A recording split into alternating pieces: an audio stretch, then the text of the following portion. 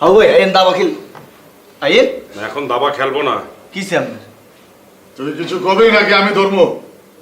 আপনি শুরু করেন। ওই শিমুল, কিসে ভাইয়া? আমার পকেট থেকে 2000 টাকা চুরি হয়েছে। আমরা সন্দেহ করতেছি টাকাটা তুই চুরি করছস। ওমা কি কয় জিগার পকেটে 2 টাকা থাকে না, হিয়া কয় 2000 টাকা। আপনার পকেটে যদি 500 টাকা থাকে আমি আপনার 1000 টাকা দিব। সাইফা মান দেখান। এই, পাশে বেড়ায় এই শিমুল তুই জানো কেমনে তারপর এটা 500 টাকা থাকে না কয় টাকা থাকে? আরে মিয়া হেড চেহারা দেখলে তো বোঝা যায় হের কাছে একটিও নাই। এই আস্তা ফকির নেই। এই করেন কিলা আপনার কাছে টাকা থেকে প্রমাণ দেখান। আমার কাছে প্রমাণ আছে তুই টাকা চুরি করছস। কি এর প্রমাণ আছে? তোর চোখ কইতাছে তুই টাকা চুরি করছস। আপনি চোখ করেছে আপনি ডাকাতি করছেন। এই বেটা এই, তুই কার সাথে কিভাবে কথা বলো তুই জানো?